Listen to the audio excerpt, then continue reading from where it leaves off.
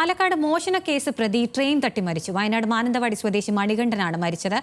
Kottekkad ഉണ്ണിക്കളം railway ട്രാക്കിന് സമീപമാണ് അപകടമുണ്ടായത്. മോഷണം നടത്തി മടങ്ങുന്നതിനിടെയാണ് അപകടമുണ്ടായതെന്നാണ് സംശയം. പാലക്കാട് നിന്ന് പ്രസാദ് ഉടുമ്പശ്ശേരി ചേരുന്നു. പ്രസാദ്, എപ്പോഴായിരുന്നു അപകടം? അപകടം തന്നെയാണോ മറ്റെന്തെങ്കിലും ആണെന്നുള്ള വിശദാംശങ്ങൾ ലഭിച്ചിട്ടുണ്ടോ?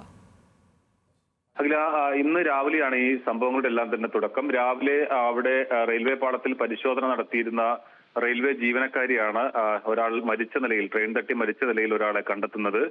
തുടർന്ന് പോലീസ് എത്തി പരിശോധന നടത്തുമ്പോൾ ഇതിന് സമീപത്ത് നിന്നായി ഒരു പേഴ്സും കുറച്ച് ആഭരണങ്ങളും അതോടൊപ്പം തന്നെ ഒരു കമ്പിപ്പാരയും ലഭിച്ചു. ഇത് മോഷണക്കേസിലെ പ്രതികൾ, മോഷ്ടാക്കൾ ഉപയോഗിക്കുന്ന തരത്തിലുള്ള കമ്പിപ്പാരയാണ് എന്നുള്ളത് പോലീസ് മനസ്സിലാക്കി. തുടർന്ന് നടത്തിയ അന്വേഷണത്തിലാണ് അന്ന് രാത്രി തന്നെ, അതായത് ഇന്നലെ രാത്രി അവിടെ മലമ്പുഴയ്ക്ക് സമീപം ഒരു വീട്ടിൽ മോഷണം നടന്നതായി പോലീസിന് മനസ്സിലാക്കാൻ കഴിയുന്നത്.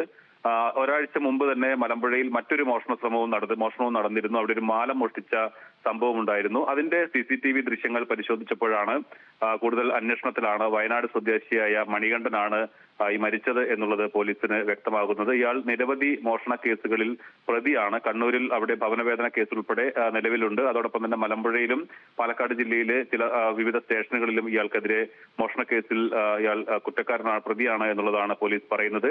അങ്ങനെ ഈ ആഭരണം പോലീസ് പരിശോധിച്ചപ്പോൾ പക്ഷെ അത് മുക്കുവണ്ടമാണ് എന്നുള്ളത് തിരിച്ചറിഞ്ഞു. ഇന്നലെ മോഷണം നടത്തിയ വീട്ടിൽ അവിടെ നിന്നും എടുത്തതാണ് എന്നുള്ളതാണ് പോലീസ് കരുതുന്നത്. പക്ഷെ അത് സ്വർണ്ണമല്ലാത്തത് കൊണ്ട് തന്നെ ആ വീട്ടുകാർക്ക് പരാതിയുമായി മുന്നോട്ട് പോകാൻ താല്പര്യമുണ്ടായിരുന്നില്ല. എന്തായാലും മോഷണ കേസിലെ ഒരു പ്രതിയാണ്.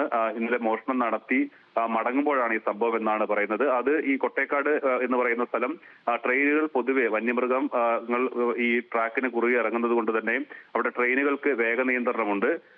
വേഗത്തിൽ പോകാൻ പാടില്ല. അപ്പോൾ ആളുകൾക്ക് അവിടെ ഈ ആ സമയത്ത് ട്രെയിനിൽ കയറാൻ ശ്രമിക്കുമ്പോൾ വീണ് അപകടം പറ്റിയതാണ് എന്നുള്ള നിഗമനത്തിലാണ് പോലീസ്.